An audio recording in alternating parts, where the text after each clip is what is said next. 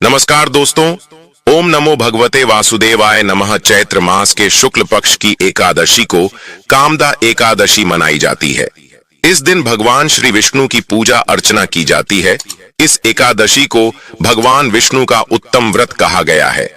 कामदा एकादशी का संस्कृत में कांदा का अर्थ होता है जो मांगा जाए उसे देना। इसी कारण से कामदा एकादशी का व्रत पूरी श्रद्धा और भक्ति के साथ रखा जाता है। मान्यता है कि जो व्यक्ति कामदा एकादशी का व्रत श्रद्धा और विश्वास के साथ रखता है उसके जीवन की सभी मनोकामनाएं पूर्ण हो जाती हैं। इसलिए इस व्रत को बेहद खास माना गया है। रामनवमी के बाद ये पहली एकादशी होती है। कामदा एकादशी को फलदा एकादशी भी कहते हैं। चैत्र मास में भारतीय नव संवत्सर की शुरुआत होने के कारण यह एकादशी अन्य महीनों की अपेक्षा और अधिक खास महत्व रखती है। शास्त्रों के अनुसार जो मनुष्य कामदा एकादशी का व्रत करता है वह प्रेत योनि से मुक्ति पाता है। मान्यता है कि इस दिन भगवान विष्णु की पूजा करने सभी देवता, गंधर्व और सूर्य देव की पूजा का फल भी प्राप्त हो जाता है। तो आज की इस वीडियो में हम चैत्र मास की कामदा एकादशी के बारे में बात करेंगे। आज हम आपका कंफ्यूजन दूर करेंगे कि आपको कामदा एकादशी व्रत कब रखना है, 18 अप्रैल या फिर 19 अप्रैल को। लेकिन वीडियो को पूरा देखिएगा तभी आपकी कंफ्यूजन दूर होगी। तो आज की वीडियो में हम जानेंगे कि कामदा एकादशी इतनी महत्वपूर्ण क्यों है और जानते हैं चैत्र शुक्ल पक्ष वर्ष 2024 एकादशी व्रत के शुभ मुहूर्त के बारे में, व्रत के नियमों के बारे में, पूजन विधि के बारे में, इस व्रत में क्या खाना चाहिए, क्या नहीं खाना चाहिए, व्रत का पारणा यानी कि व्रत कब खोले, व्रत खोलने का शुभ मुहूर्त कब से कब तक है, व्रत का पारण किस वस्तु के सेवन से करना चाहिए, एकादशी और द्वादशी तिथि कब से कब तक है, पूजा का शुभ समय क्या है, राहु काल का समय क्या है, व्रत का पारण किस दिन करेंगे और किस चीज से करें, हरिवासर कब से कब तक है। साथ ही आप जानेंगे पूजा विधि के बारे में और आप सुनेंगे कामदा एकादशी की व्रत कथा। सारी बातें आज की इस वीडियो में जानेंगे, तो आप अंत तक वीडियो में बने रहे। नमस्कार दोस्तों, स्वागत है आप सभी का एक बार फिर से आपके पसंदीदा चैनल हिंदू रिलीजियस टेल्स में। दोस्तों, वीडियो शुरू करने से पहले एक बार पूरी श्रद्धा के साथ कमेंट सेक्शन में लिखें, जय श्री हरि विष्णु। भगवान हरि की कृपा आप पर सदैव बनी रहेगी और वीडियो को लाइक करके चैनल को सब्सक्राइब अवश्य कर लें। दोस्तों, विष्णु पुराण में कहा गया है मनुष्य को एकादशी के दिन कभी भोजन ग्रहण नहीं करना चाहिए, बिल्कुल भी नहीं करना चाहिए। विष्णु धर्मोत्तर ग्रंथ में तो यहाँ तक लिखा है ब्रह्मचारी, गृहस्थ, वानप्रस्थ अथवा यदि जो कोई भी हो, एकादशी में भोजन करने पर गोमांस भोजन के बराबर होता है। तो सिर्फ कुछ संदर्भ है जो अभी हमने आपको बताया। इस प्रकार के हमारे शास्त्रों में अनेक स्थानों पर प्रमाण मिलते हैं जिसमें एकादशी तिथि के दिन किसी भी प्रकार का अन्न भोजन नहीं लेने के लिए कहा गया है। इसलिए 8 वर्ष की आयु से 80 वर्ष की आयु के सभी मनुष्यों को अपनी क्षमता अनुसार एकादशी व्रत का पालन अवश्य करना चाहिए। दोस्तों, एकादशी व्रत साल में कुल 24 बार और महीने में 2 बार आता है। हर महीने पूर्णिमा के बाद की कृष्ण पक्ष और अमावस्या के बाद की शुक्ल पक्ष तिथि को एकादशी मनाई जाती है। माह में 2 एकादशियां होती हैं, अर्थात आपको माह में बस 2 बार और वर्ष के 365 दिनों में मात्र 24 बार ही नियम पूर्वक एकादशी व्रत रखना है। हालांकि प्रत्येक तीसरे वर्ष अधिक मास होने से 2 एकादशियां जुड़कर ये कुल 26 होती हैं। कृष्ण पक्ष में आने वाली एकादशी में व्रत करने से पूर्वजों और पितरों का आशीर्वाद प्राप्त होता है। वंश की वृद्धि के साथ संतान सुख की प्राप्ति भी होती है। इसी प्रकार शुक्ल पक्ष को पड़ने वाली एकादशी को व्रत करने से पितृमातृकाओं एवं मातृमातृकाओं को प्रसन्नता होती है और उन्हें मुक्ति मिलती है। पुराणों के अनुसार जो व्यक्ति एकादशी करता रहता है वह जीवन में कभी भी संकटों से नहीं घिरता और उसके जीवन में धन और समृद्धि बनी रहती है। ऐसे ही चैत्र महीने के शुक्ल पक्ष की एकादशी तिथि के दिन कामदा एकादशी का व्रत रखा जाता है। कामदा एकादशी के व्रत करने से और कथा सुनने से वाजपेय यज्ञ का पुण्य मिलता है। इस दिन व्रत रखा जाता है और भगवान विष्णु की वासुदेव रूप का पूजन किया जाता है। इस व्रत में भगवान की पूजा और श्रद्धा अनुसार अन्नदान करने के बाद कथा सुननी चाहिए। कामदा एकादशी व्रत की कथा सबसे पहले भगवान श्री कृष्ण ने धर्मराज युधिष्ठिर को सुनाई थी। तुल्य सबसे पहले काम में एकादशी की व्रत का श्रवण करते हैं। फिर उसके बाद जानेंगे काम का एकादशी की पूजा विधि, व्रत के नियम और तांबे एकादशी के शुभ मुहूर्त के बारे में, पारण कब और किस चीज से कैसे किया जाएगा। लेकिन उससे पहले अभी तक आपने वीडियो को लाइक नहीं किया है तो वीडियो को लाइक अवश्य कर दें। धर्मराज युधिष्ठिर ने भगवान श्री कृष्ण से चैत्र महीने के शुक्ल पक्ष की एकादशी के बारे में पूछा। तब श्री कृष्ण ने बताया कि ये कथा पहले वशिष्ठ मुनि ने राजा दिलीप को सुनाई थी। कथा के अनुसार एक युग में ललिता नाम की अप्सरा और ललित नाम के गंधर्व की एक जोड़ी थी। यह दोनों राजा पुंडरीक, जो किरतपुरा शहर पर शासन करते थे, उनके दरबार में अपनी सेवाएं देते थे। एक बार सभी गंधर्व राजा के दरबार में गायन के लिए गए। ललित नाम का गंधर्व भी उनके साथ गया, लेकिन उस समय ललिता दरबार में प्रस्तुत नहीं थी और इस तरह ललित अपनी पत्नी ललिता के विचारों में खो गया।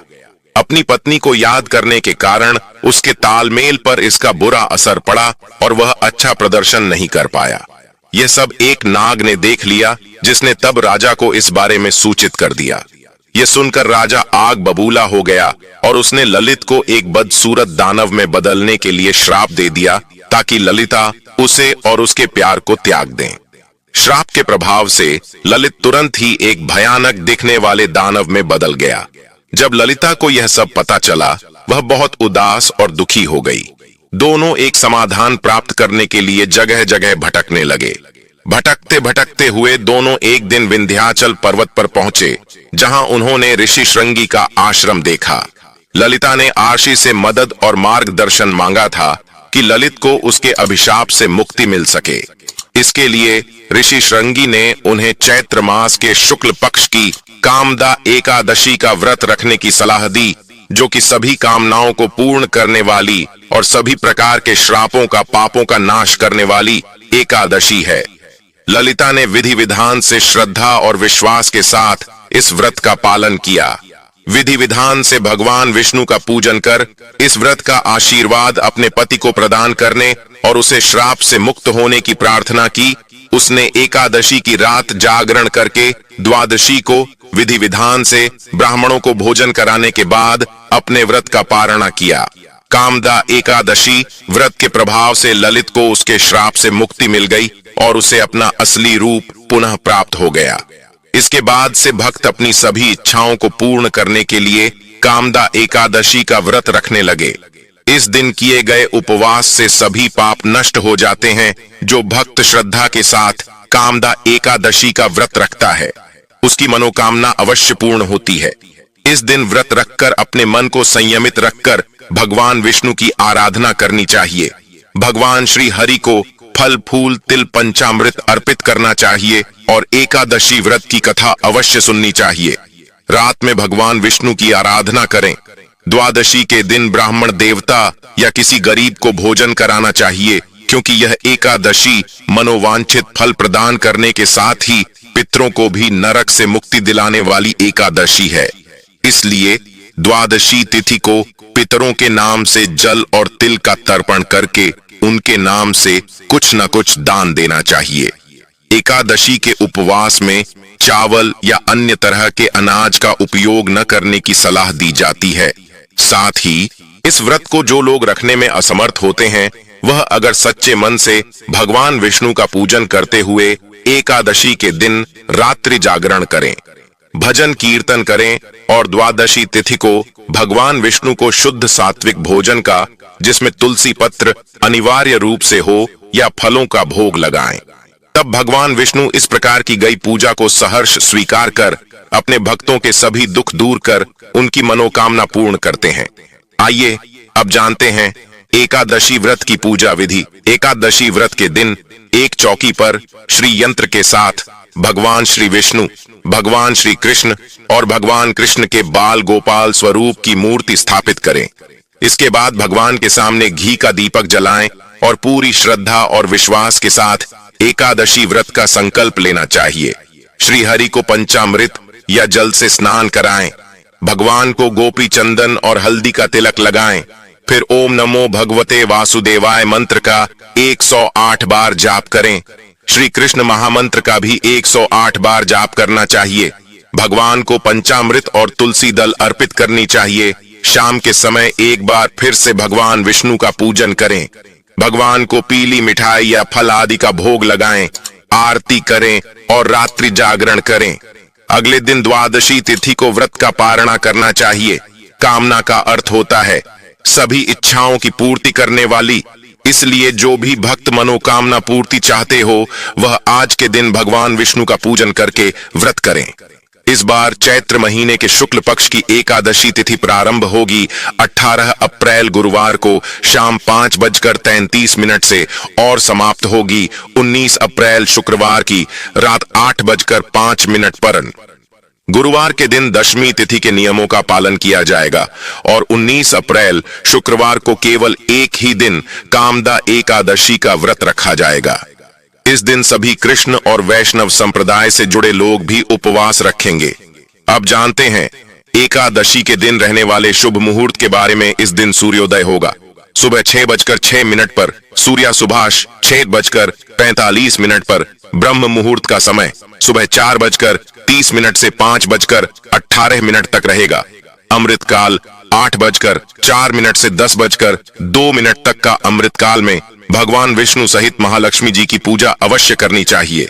अभिजीत मुहूर्त दोपहर 12 से 12:51 तक रहेगा। इसके अलावा राहु काल, जो कि अशुभ मुहूर्त माना जाता है, सुबह 10:30 से दोपहर 12 बजे तक रहेगा। द्वादशी तिथि प्रारंभ होगी 19 अप्रैल शुक्रवार की रात 8:06 से और समाप्त होगी 20 अप्रैल शनिवार की रात 10:42 पर। द्वारका कम हो जाता है। द्वादशी तिथि के शुभ मुहूर्त के बारे में सुबह 6:05 और सूर्य सुबह शाम 6:45 पर। ब्रह्म मुहूर्त सुबह 4:29 से 5:17 तक रहेगा। अमृत का सुबह 6:50 से 8:38 तक रहेगा। अमृत काल में पूजा की जा सकती है और भगवान विष्णु को भोग लगाकर दान की सामग्री का दान भी किया जा सकता है। अभिजीत मुहूर्त का समय रहेगा दोपहर 12 बजे से 12:51 तक। इसके अलावा राहु काल शुक्र अशुभ मुहूर्त होता है, दोपहर 1:30 बजे से 3 बजे तक रहेगा। व्रत का पारणा हमेशा शुभ मुहूर्त में करना चाहिए। अब जानते हैं कामदा एकादशी व्रत के पारण मुहूर्त के बारे में। इस बार 20 अप्रैल शनिवार को एकादशी का उपवास खोला जाए तो उस समय रहेगा सुबह 6:06 से 8:55 तक हो सकता है। आइए अब जानते हैं एकादशी व्रत के नियमों के बारे में। दोस्तों, ऐसा कहा गया है कि इस व्रत को करने के लिए व्रत की शुरुआत दशमी तिथि के दिन से होती है। दशमी, एकादशी और द्वादशी 3 दिन का यह व्रत है। तो दोस्तों, दशमी तिथि का जो दिन का आखिरी समय होता है, जबकि सूर्य अस्त होने वाला होता है, तभी से ये व्रत शुरू हो जाता है। इसके बाद दोस्तों, जैसे आप जो भी भोजन करेंगे, दशमी तिथि के शाम के भोजन के बारे में बता रहा हूं दोस्तों, जिसमें कि आपको दोस्तों चावल बिल्कुल नहीं लेना है। और दशमी तिथि के दिन अगर आप गृहस्थ हैं तो जब आप आसमान में जैसे तारे उदय हो जाए उस समय पर आप अपना भोजन ग्रहण कर लीजिए।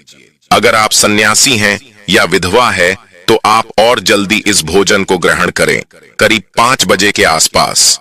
इसके बाद दोस्तों, रात में आपको बिल्कुल भी भोजन ग्रहण नहीं करना है। आपको दशमी तिथि के दिन अपने व्रत की शुरुआत करनी है। और दोस्तों, इस दिन पर जौ, गेहूं, मूंग और शक्कर, सेंधा, नमक, काली मिर्च और घी से बना हुआ भोजन आपको ग्रहण करना है। इस भोजन को ग्रहण करने के बाद रात भर आपको उपवास रखना है, जिससे कि जब आपका एकादशी का व्रत अगले दिन शुरू हो उस समय पर आपके पेट में अनाज का बिल्कुल भी दाना नहीं होना चाहिए। इस व्रत को महापुण्य फलदायी बताया गया है। व्रत के नियम थोड़े से कठोर हैं। ऐसा कहा जाता है दोस्तों, अगर आप एकादशी का व्रत निर्जला रखते हैं तो आपको कई गुना उसका फल प्राप्त होता है।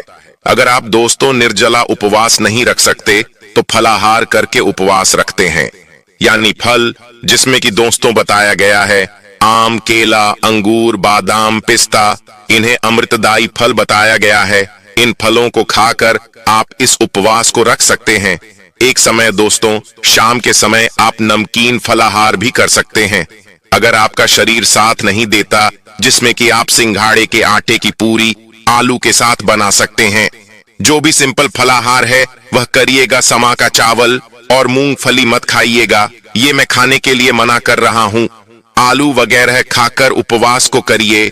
जब एकादशी का व्रत हो जाए, शाम के बाद अगले दिन द्वादशी के दिन जब आप सुबह जागते हैं, उसके बाद नहा धोकर भगवान का पूजन करिएगा। और आप इस दिन पर ब्राह्मण भोज करा सकते हैं तो ब्राह्मण भोज जरूर कराइए। नहीं करा सकते तो आप उनके खाने पीने का जो कच्चा सामान है, जिसे कि सीधा बोलते हैं, वह ब्राह्मणों को जरूर दीजिए।